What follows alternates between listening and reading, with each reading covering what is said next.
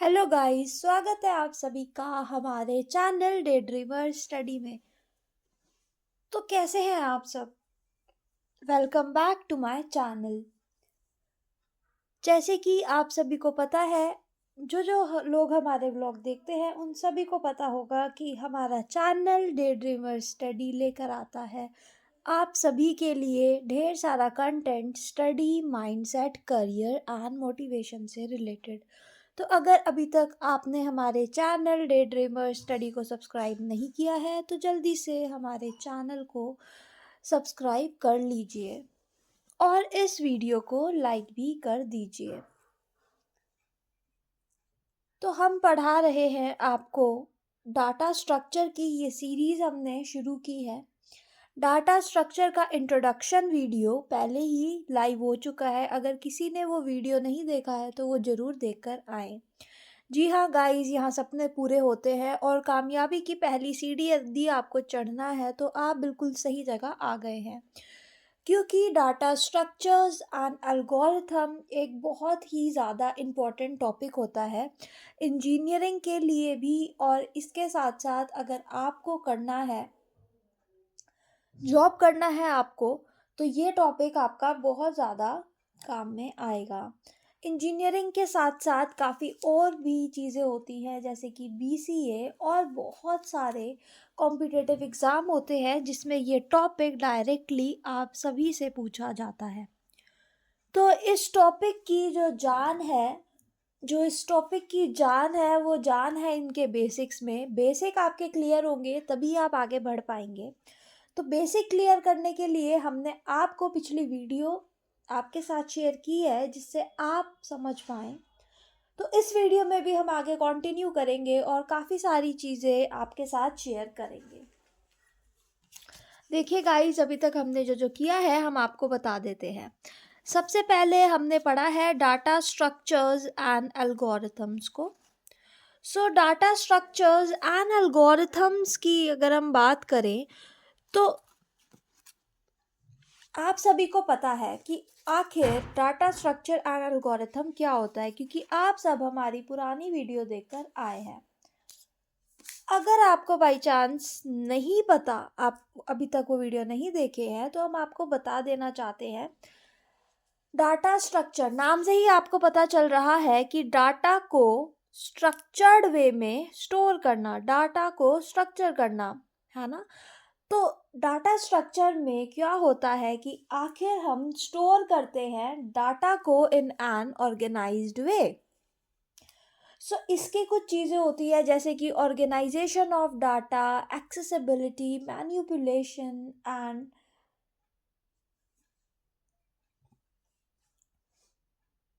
so let us continue that data structure is representation of the logical relationship existing between the individual element of data. In other words, a data structure is a way of organizing all the data items that considered not only the elements stored but also their relationship to each other. तो data structure को हम अगर हम बात करें तो सबसे पहले तो हमें algorithm plus data structure is equal to program. So data structure affect the design of both structural and functional aspects of the program। क्योंकि जो एल्गोरिथम्स हैं उसमें हमने देखा था कि algorithms are all based on the designs. Algorithms में हम सिर्फ और सिर्फ डिज़ाइंस की बात करते हैं। डिज़ाइन किसी चीज़ का अगर हमने बनाया है तो आप देखिए, तो एल्गोरिथम में हम करते हैं डिज़ाइन। ये एल्गोरिथम लिखा जाता है डिज़ाइन टाइम में, और algorithm is just a thing कि आप उसको लिख पा रहे हैं। किसी भी लैंग्वेज में हम एल्गोरिथम को लिख सकते हैं। जो प्रोग्राम हमें बनाना है, प्रोग्राम को बनाने में उसकी आखिर फंक्शनैलिटी कैसी होगी। लेट्स से अगर आपको चाय बनानी है ना, तो आप क्या क्या चीज़ें फॉलो करेंगे जिससे चाय बनेगी। तो ये एक छोटा सा एल्गोरिथम हो जाएगा चाय को बनाने के लिए। बट अगर हम बात करें कि आपको 2 नंबर को स्वैप करना है, तो आप 2 नंबर का स्वैप डायरेक्ट प्रोग्राम लिख दें 2 नंबर के स्वैप का, बट नहीं।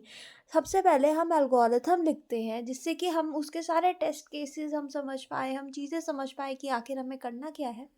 इसी तरीके से ही जो छोटे-छोटे प्रोग्राम हैं, आप उनको डायरेक्टली भी प्रोग्राम लिख सकते हैं, बट जो बड़े वाले प्रोग्राम रहते हैं, जो आपको नहीं समझ आएँगे, तो इसीलिए एल्गोरिथम जो है लिखा जाता है। एल्गोरिथम को लिखने के लिए एक सबसे इम्पोर्टेंट बात ये भी है, लेट्स से कि अगर आप कोई रियल टाइम आप कुछ अपना एक एग्जांपल लें, तो जैसे कि आपको एक हॉस्पिटल का डॉक्टर एंड पेशेंट के मैनेजमेंट का एक सिस्टम बनाना है, जिसमें आप ये आइडेंटिफाई करेंगे कि कौन सा डॉक्टर कौन से पेशेंट को और कितने पेशेंट को चेक कर सकता है। फिर उसके बाद उस डॉक्टर ने उस पेशेंट को क्या प्रिस्क्रिप्शन दिया, क्या मेडिकेशन दिया और कितने दिन वो वहाँ रहा। ऐसा प्रोग्राम अगर आपको बनाना है, तो सबसे पहले तो एल्गोरिथम को लिखने के लिए वो उस हॉस्पिटल का कोई ऐसा स्टाफ हमें लेना पड़ेगा जिसको ये नॉलेज हो और जिसको ये चीज़ पता हो कि आखिर कितने क्या है, कितने डॉक्टर्स हैं, कितने डॉक्टर्स इंक्रीज़ हो सकते हैं, कितने रूम्स हैं वहाँ पर हॉस्पिटल में, क्या कुछ है। तो एल्गोरिथम्स को लिखने के लिए जो डोमेन नॉलेज है उस डोमेन की, जैसे कि हम हॉस्पिटैलिटी मेडिकेशन की जो नॉलेज है, वो उनको थोड़ा-थोड़ा होना चाहिए।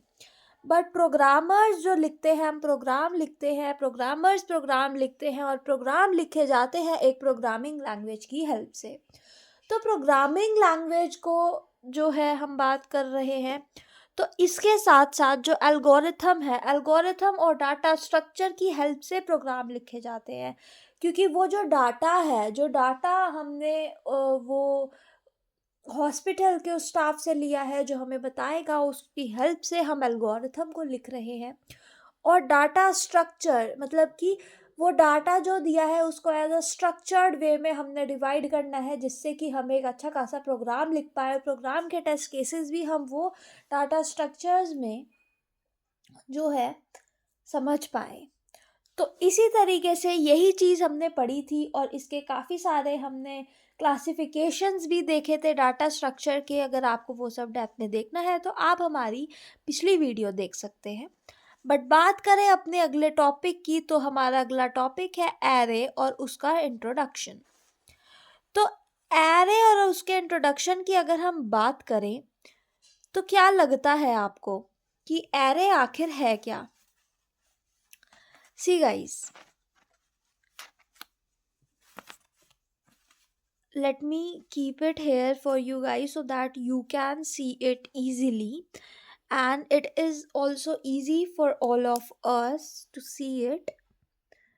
सो देखिए गाइस, एरे की अगर हम बात कर रहे हैं, ये हमारा नया टॉपिक है एरे का, जो आज इस वीडियो में हम कवर करने वाले हैं। सो एरे क्या होता है? क्या कोई मुझे बता सकता है कि एरे आखिर क्या होता है?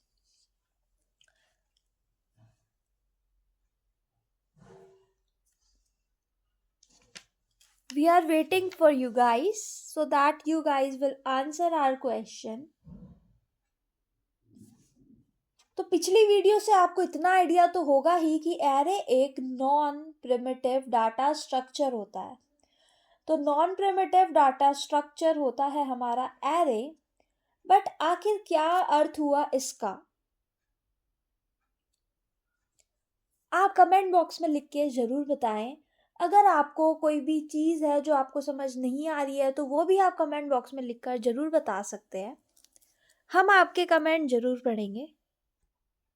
तो अगर आपको नॉन प्रिमिटिव डाटा स्ट्रक्चर क्या होता है ये नहीं पता है, तो हम आपको बताते हैं कि these are derived from the primitive data structures।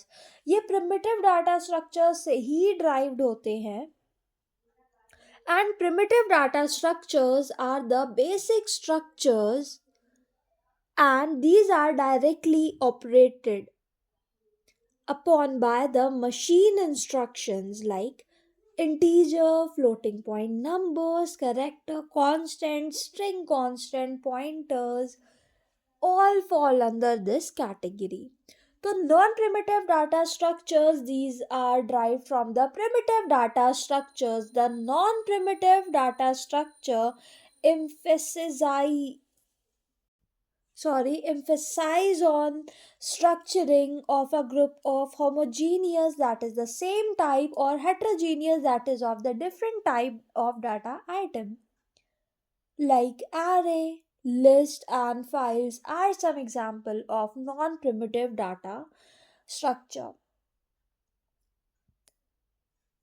तो अगर हम बात करते हैं उन ऑपरेशंस की जो कि मोस्ट कॉमनली यूज होते हैं हमारे डाटा स्ट्रक्चर पे और बहुत ब्रॉडली यूज होता है उनका, that is the first thing is create, the second is delete और destroy, third section, fourth update. So ये कुछ वो ऑपरेशंस हैं जो डाटा स्ट्रक्चर्स पे परफॉर्म होते हैं. कुछ और ऑपरेशंस भी परफॉर्म होते हैं जिनका नाम है सर्चिंग, सॉर्टिंग, मर्जिंग. तो ये सब आपको पता चल गया है. तो अब एरे की ओर बढ़ते हैं. एरे आखिर क्या होता है, एरे की इंट्रोडक्शन को देखते हैं. एरे स्टोर करने के काम आता है. क्या स्टोर करता है आखिर वो? एरे स्टोर करता है होमोजीनियस एलिमेंट्स को, जो कि एक सेट ऑफ फाइनाइट नंबर होता है. और एरे जो बात है वो कॉन्टिग्यूअस मेमोरी लोकेशन पे स्टोर करता है. मतलब अब इन सारी चीज़ों को जोड़ के आखिर क्या बन रहा है तो वो आपको बताया जाता है, जिससे आपको और बेसिक अंडरस्टैंडिंग मिलेगी, काफ़ी कुछ आपको समझ आएगा.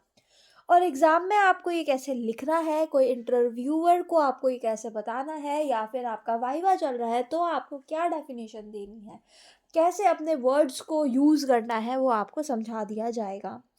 So an array is defined as a set of finite number of homogeneous element or data type. Let me repeat it for you guys. An array is defined as a set of finite number of homogeneous element or data type. It means an array can contain one type of data only. सिर्फ एक ही type का data array जो है वो store कर सकता है, इसीलिए यहाँ पर हमने यूज़ किया है होमोजेनियस एलिमेंट्स. आप देख सकते हैं. तो ये एक ही टाइप का डाटा जो है वो यूज़ करता है आइदर ऑल इंटीजर्स, या तो सारे इंटीजर्स हो, या फिर either all floating point number, और ऑल करेक्टर, सारे करेक्टर हम इसमें यूज़ करें. तो ये सब आपको समझ आ गया है, यहाँ तक कि आपको इंट्रोडक्शन जो है एरे का वो आपको समझ आ गया है. अब बात करते हैं डिक्लेरेशन ऑफ एन एरे की. ये बहुत ज़्यादा इंपॉर्टेंट कॉन्सेप्ट है एरे का, that is the declaration of an array. Array को डिक्लेयर करने के लिए हम आपको बताते हैं, सबसे पहले तो हम लिखते हैं डाटा टाइप.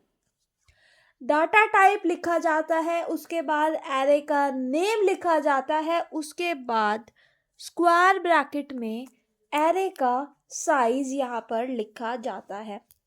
आखिर क्या क्या और कैसे हम आपको लिख कर बताते हैं. डिक्लेरेशन ऑफ एन एरे में लेट से हमने लिखा है int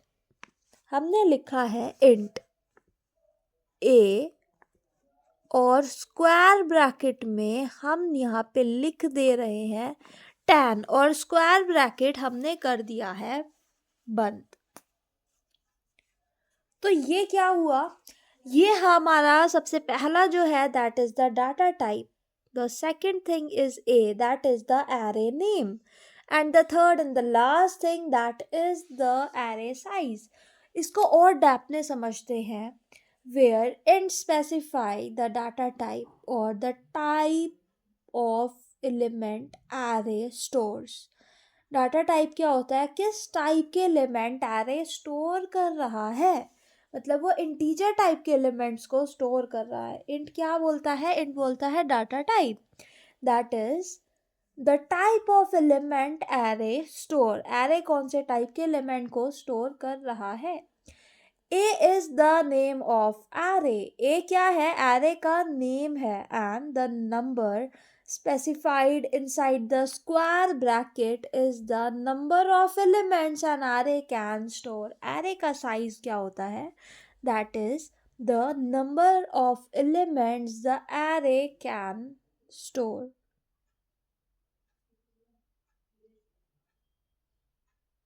So the number specified inside the square bracket is the number of element an array can store. This is also called the size or length of an array. So size और length हम interchangeably use कर सकते हैं. These are one on the same thing. Now moving on to the important concept of array. Array के कुछ important concept हैं जो कि आपको बेहद ज़रूरी से आपको मतलब याद होने चाहिए. वो array के concept हैं और आपको समझने चाहिए. तो एक एक करके हम उन कॉन्सेप्ट को देखते हैं. सबसे पहली हेडिंग आपको दिख रही होगी इंडेक्स एक्सेसिंग की. इसका मतलब जो हमने पढ़ा था एक्सेस करना, तो आज हम उस चीज़ को सीखने वाले हैं. Following are some concept to be remembered about the array. The first thing that is array accessing. You can make a heading and can take a notes. So इस चीज़ में क्या आ रहा है हम आपको बताते हैं. The individual element of an array can be accessed. जो इंडिविजुअल एलिमेंट है पूरे एरे में से, उस इंडिविजुअल एलिमेंट को हम एक्सेस कर सकते हैं. The individual element of an array can be accessed by specifying the name of the array. वो एरे के नेम से हम उसको स्पेसिफाई कर सकते हैं. फॉलोइंग बाय इंडेक्स और subscript inside square bracket. For example, to access fifth element of an array A, we have to give the thing is A 4. आप देख सकते हैं कि हम एरे एक्सेसिंग के लिए हमने कहा हम फिफ्थ एलिमेंट एरे का हम एक्सेस करने के लिए A4 यहाँ पर दे रहे हैं. अब ऐसा क्यों कहा? हम आपको लग रहा होगा जब फिफ्थ एलिमेंट एक्सेस कर रहे हैं तो हम एरे 5 ही क्यों नहीं दे रहे हैं, हम 4 क्यों दे रहे हैं. ये बात आपको हमारे अगले पॉइंट में, अगले हेडिंग से आपको समझ आ जाएगी. तो सबसे पहले इस पॉइंट को हम आपको फिर से बताते हैं. The individual element of an array can be accessed by specifying name of the array. By specifying name of the array followed by index or subscript inside square bracket. For example, to access fifth element of an array A, we have given A4. A and 4 in the square bracket हम square bracket के अंदर दे रहे हैं. ये है array की accessibility. अगले point पे चलते हैं. The first element of an array has index 0. अब इसका क्या मतलब हुआ? जो फर्स्ट एलिमेंट है array का, उसका जो इंडेक्स है वो 0 है. This mean that the first element and the last element जो है वो हम ऐसे स्पेसिफाई कर रहे हैं. A0 is the first element की specification, A9 is the last element की स्पेसिफिकेशन, क्योंकि हम आपको पहले बता चुके हैं.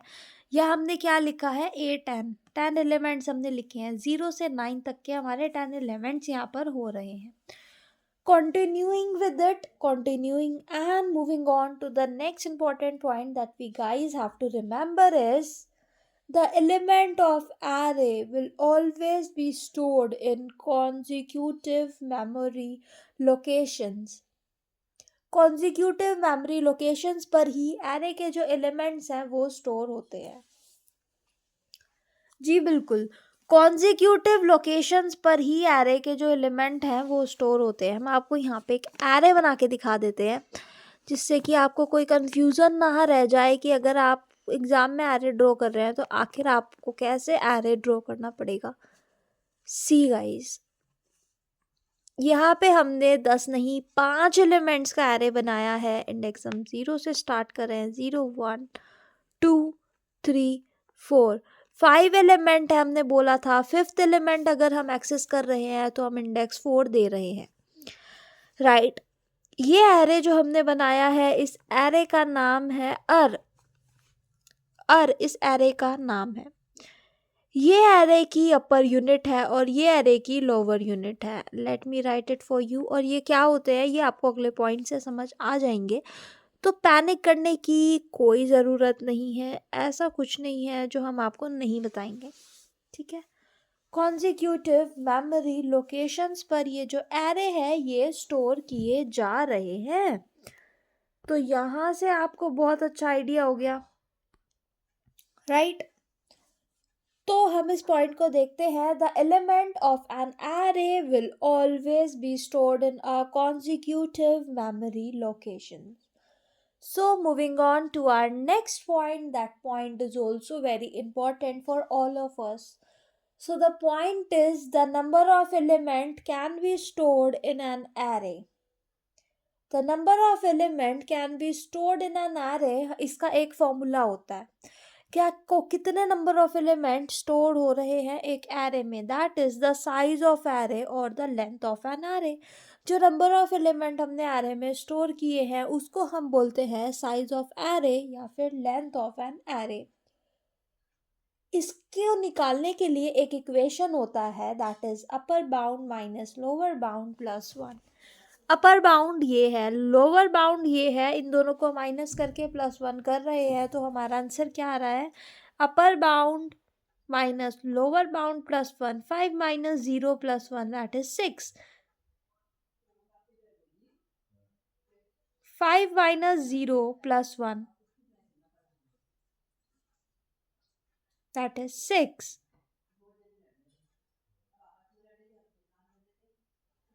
और अब आप सोच रहे होंगे कि यहाँ तो हमने 4 बनाए थे और यहाँ पे हमने 5 क्यों लिखा, क्योंकि आप ये देखिए यहाँ पे हमने एक नया एरे बनाया है जिसका नाम भी हमने अरे दिया है। बट अगर हम इस एरे की बात करें तो 4 माइनस 0 प्लस 1, यहाँ पे कितने एलिमेंट्स हैं, 5।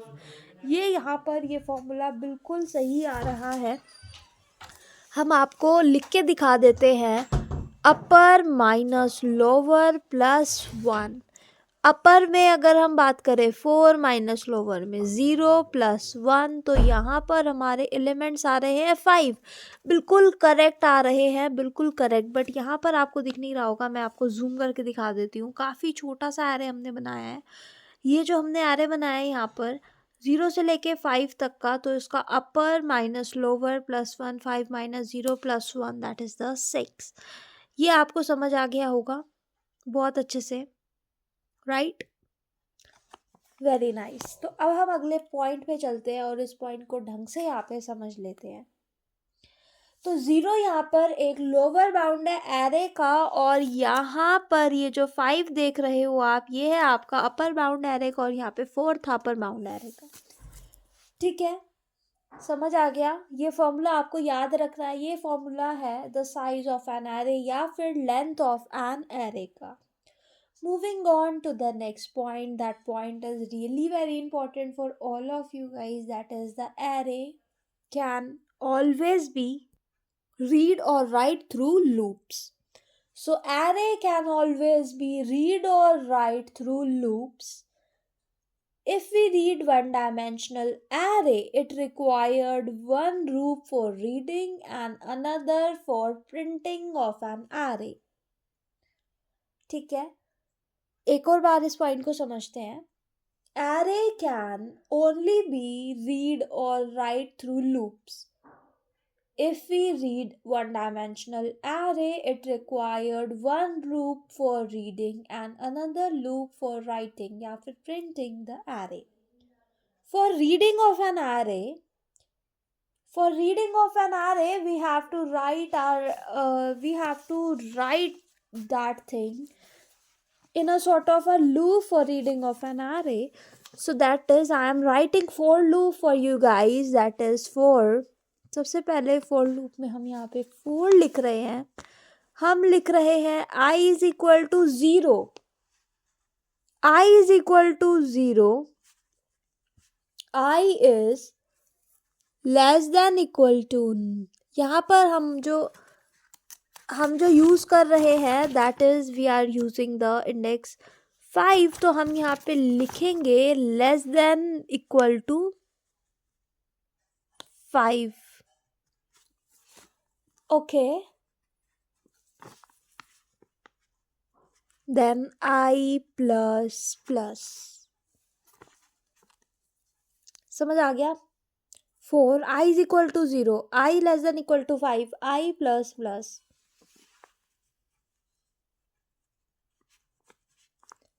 स्कैनफ हम यहाँ पे यूज कर रहे हैं, स्कैनफ परसेंटेज डी आपको यहाँ पर दिख रहा है, then and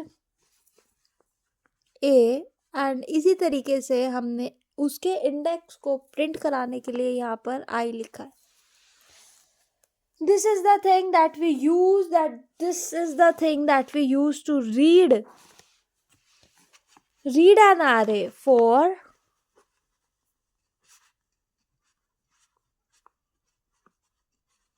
reading an array. ये हम यूज कर रहे हैं array को रीड करने के लिए. अब हम बात करते हैं array की राइट के लिए, मतलब कि प्रिंटिंग ऑफ एन array के लिए हम क्या यूज करेंगे, कैसे यूज करेंगे, तो उसको हम एक बार देख लेते हैं. So the loop we are using now is for writing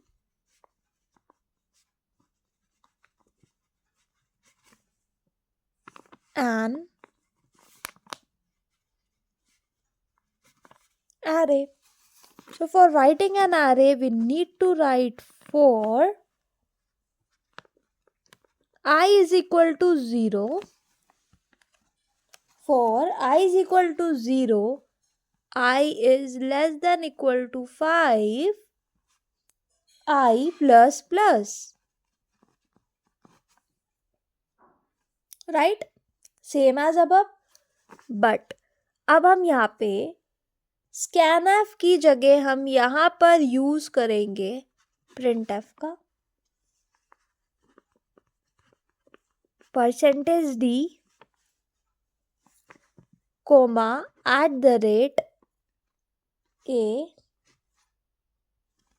I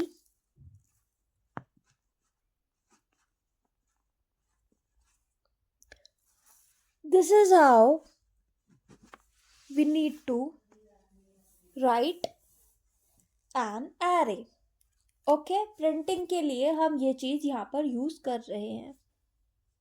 If we are reading or writing the two-dimensional array, it would be required the two loops and simply the array of n dimensions would required n loop.